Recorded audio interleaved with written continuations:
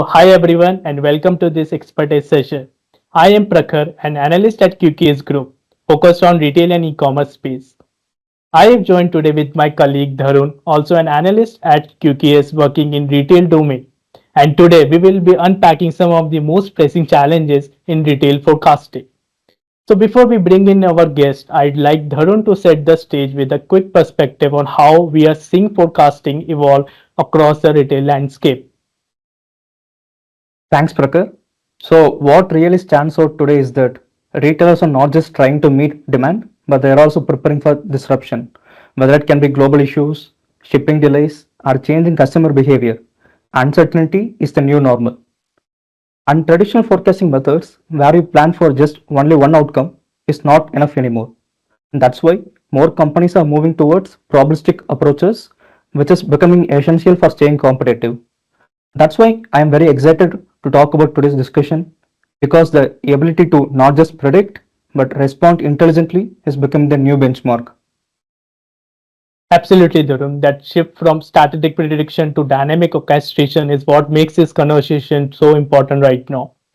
So now we are thrilled to be joined today by Kevin Young, the CMO of ToolsGroup, a company that helps retailers and manufacturers tackle exactly these challenges with a probabilistic first approach. Kevin, welcome and great to have you with us. Yeah, great. Thank you, Prakhar and Dharun. It's great to be with you. Thank you. Looking forward to the conversation. Great, Kevin. Thanks for sharing your thought on that. So let's begin by acknowledging a fundamental transformation in global supply chain dynamics. The disruption we are witnessing over the past few years, like geopolitical tensions, microeconomic shocks, and logistical bottlenecks, are not isolated easily. They signal a major shift in how global supply chains now operate. So, from energy market volatility driven by Russia-Ukraine conflict to the cascading delays triggered by the Suez Canal blockage, we are seeing how deeply interconnected and fragile supply networks have become. Also, we are now observing the trade tariffs, changing tax rules, and local regulations coming into play. Past trends can no longer be trusted as guided for the future planning. So, in such a climate, traditional deterministic planning built on linear assumptions and stable inputs rapidly loses relevance. So, organization can no longer afford a rigid strategies based on the fixed forecast. So, what's needed now is real agility, not just the faster operations, but smarter decisions making. The ability to think in scenarios, to weigh risk, and to act even when things are unclear. That's where probabilistic thinking makes a difference. It helps companies to model uncertainty, understand the range of possible outcome, and build plans that are flexible plans that works because they account for volatility, not in spite of it. Exactly, Prakhar. So, this brings us to one of the biggest problems in planning today, that is heavy reliance on deterministic forecasting. These models focus on one mostly likely outcome. They assume that a past will repeat itself and give planners one number to work with. But in the real world, the number often falls apart, where things changes like deletion, shipping, promotion, poor promotions, or supplier issues. And because these systems are not built to handle a range of outcomes, planners are left confused to fix problems after they happen. But now we are seeing a transition where all of the companies are moving towards probabilistic approaches. Instead of guessing only one future, it shows many possible outcomes, where it helps planners to understand what could happen and make better choices, even when things are uncertain. So it's not only about making perfect predictions, but it's about making smart, at the same time flexible decisions. That's what makes a supply chain strong instead of fragile. So talking about uncertainties, Kevin, would you like to throw some light how Tools Group plays an important role in navigating uncertainty?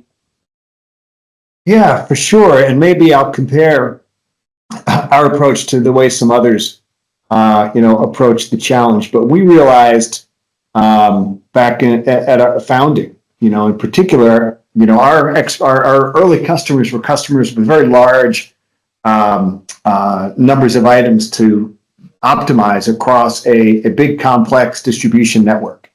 And in the modeling and experimenting with those early customers, we realized it's very difficult to predict demand for a long tail of items. Exactly, right? It's very difficult to predict a number. And we realize that if you look at the probability of distribution, that can be a much smarter way to think about what's likely to happen in the future. And, and so we built a model, a whole supply chain planning and optimization model on that core concept. And the thing that makes what we do different in other players who are bringing probabilistic models in today, they have call it a best fit approach, where there are multiple predictive algorithms, and probabilistic is one of many, and that's the one you can pick at certain times. The difference is, for us, that's integral into the entire supply chain planning process. So it's not just a means to forecast, it's a means to understand then what's the likelihood that an item is going to be needed at some node in the network, and based on that likelihood, then how much should you stock to optimize the performance. That probabilistic mindset of we don't know what's going to happen and we need to be prepared based on the probability of things occurring affects the entire plan and the entire way that we think about supply chain planning. And I think what we're going to see as we start to go forward, one of the next things that people are looking for is the connection between executional systems and planning systems. So, when something happens like the Suez Canal, where was the first place that customers identified something was wrong? It was in their ERP system. But was there anybody in the planning team who was notified because of the discrepancies that was seen in the ERP system? Were they notified that there's a problem and they better rethink their plan or find another source of goods? No. It took days before the message came to the planners. And so as we're thinking about the future, we're thinking, how can we get the execution and the planning much tighter aligned? And so not only how can we think in terms of probabilities of success and what scenarios might give us the greatest probability of having the outcome that we want, but we're also thinking, how can we use those execution systems to trigger warnings to allow us to know that there's something that we actually need to pay attention to? And how do we ensure that the planning systems can automatically incorporate whatever that market stimulus is to reset the plan and then feed back something that's better into the execution system? So, I think that this world of uncertainty, you think about the frequency with which these disasters have occurred. It used to be you could remember them because they were so big and traumatic. Now you go from one trauma to the next trauma to the next trauma. And it's been this way for the last 10 years. And I don't think it's going to change. Absolutely, Kevin. So what's particularly notable about Tools Group is that probabilistic modeling is not only limited within demand planning, but it's becoming a unifying logic across the entire supply chain stack. That consistency is what enables more adaptive, but at the same time cross-functional decision making, even under uncertainty, like you told. So, but we are not in isolation. Across the market, other leading vendors in the forecasting space are moving towards like probabilistic approaches, whether it can be through demand sensing, supply variability modeling, Monte Carlo simulation. The shift is very clear. Deterministic planning is being replaced by smarter systems that can handle change at the same time uncertainty. So what I think is this signals a broader transformation in the entire global supply chain strategy. As supply networks become more unpredictable but at the same time interconnected, being able to plan for different possible outcomes, not just one, it's a very key advantages for businesses. So probabilistic forecasting is not just a technical evolution, but reshaping how supply chain operate and make decisions. Absolutely, Dharun, I agreed with you. And that is particularly apparent when one examines the distribution industry. So nowadays we are observing that how distributors face a distinct set of challenges in today's environment. In one hand, we see that they operate in highly globalized procurement landscape. On the other side, they are exposed to local market dynamics like margin erosion, freight inflation, and unstable customer demand. So traditional planning tools often fail to address these dual challenges. So pricing decisions are often made in isolation, disconnected from the upstream constraints like inventory availability or sourcing risk. So this creates a strategic blind spot. So for instance, a pricing adjustment made without visibility into stock availability or expected supply disruption can worsen the fulfillment rate or results in costly rebalancing downstream.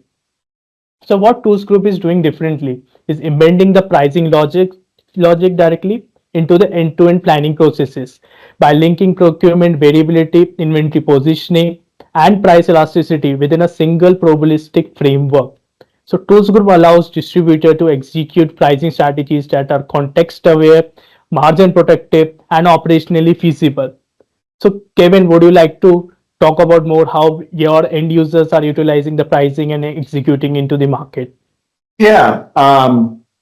So again, let's do a comparison of how most people handle supply chain planning and then what you actually need in today's world. So the way it is with, most solutions, you are trying to predict demand as best you can.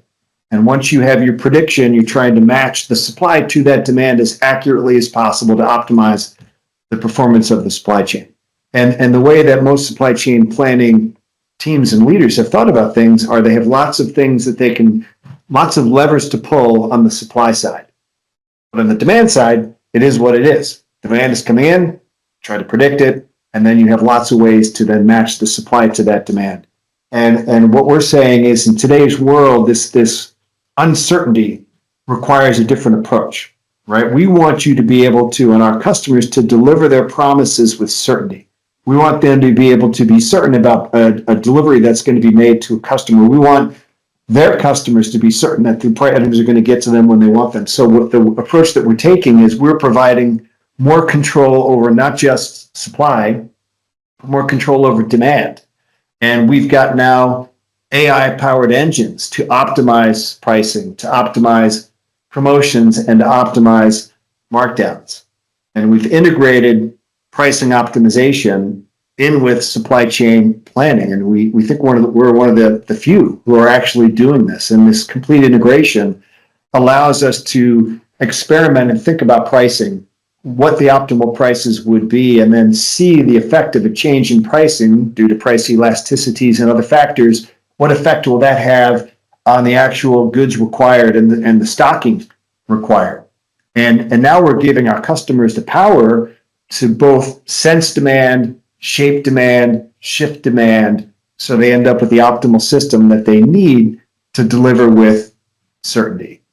And it's quite a unique and different approach.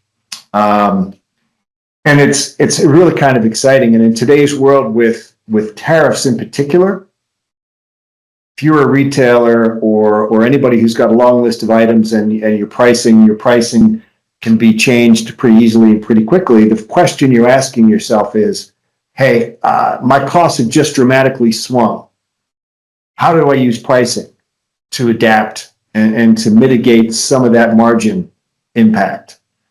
The challenge is companies are now in war rooms and writing on whiteboards and creating spreadsheets to try to figure out, well, what would be the impact if we raised our prices by 20%, 30%, 40%? How far can we go? What's the highest we can affect? And they're guessing. They're totally guessing. And so what we're able to do now in this world is we're able to present scenario analysis, but very strategically, where you can say, what is that point, that exact point to price, so that we can, minimize the impact on revenue, because as prices go up, revenue will go down. But where's the point where it goes down just enough so that you've maximized the profitability to the best extent that you can, given the cost of the items and how they've changed? And so that's the power we're giving to our customers now by bringing pricing optimization into supply chain planning. Well said, Kevin. That kind of integration is where we see real strategic value. Even today, many companies still manage planning through separate systems. That is, demand forecast in one tool, supply constraint in another, even pricing often handled in spreadsheets. So this brings where the systems do not talk to each other and often rely on different assumptions, timelines, and even different levels of detail. So this kind of not unification creates misalignment, where decision gets delayed, priorities clash, and teams end up working in silos. But Tools Group takes a different approach. By connecting demand, supply, and pricing within one unified probabilistic model, the platform helps everyone from the same set of assumptions and understand full range of risks and trade-off. So this shared logic improves coordination, speeds up decision, and increases confidence across teams. So everyone is working with the same view of reality, not just separate pieces. So I think this is very important. In today's fast moving environment, this kind of consistency is not only helpful, but it's becoming a real competitive advantage. So, speaking of unified platform that Tools Group offers, Kevin, could you share how Tools Group is helping customers consistently deliver on the promises in this increasingly complex environment? Yeah, well, like I said, I think that is the biggest. At the end of the day, look, we've been looking at a lot of market research and speaking with a lot of supply chain leaders, and I've been to 3 different supply chain conferences in the last 4 weeks. The one thing that's clear to us is during the times of COVID, there was a mindset of never again. As a supply chain leader, you never want to be caught in the place that you were caught during COVID again, where you weren't sure of what's coming, you weren't sure what your response needs to be, you didn't know how to respond from a supply perspective. It was, it was really bad, and so a lot of decisions were made to buy lots of software. And I think there's now, in hindsight, a year and 2 years into these projects, there's a large percent of supply chain leaders who are seeing that these projects did not deliver the benefit that they expected in the business case that they put in to their business. And so right now there's a shift back to basics, if you will, where supply chain leaders are saying, look, we have to be able to do the things that really matter. We have got to bring efficiency to our business. We have got to be able to run our business so we can improve our margins. We've got to reduce cost and take cost out of the business.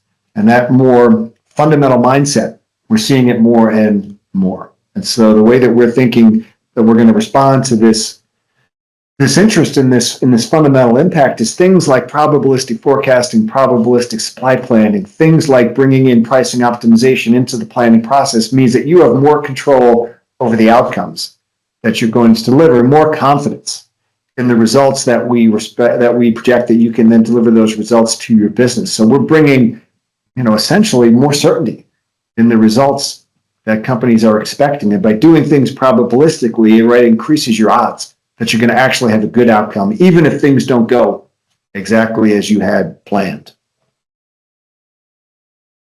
Absolutely, Kevin. Very well said.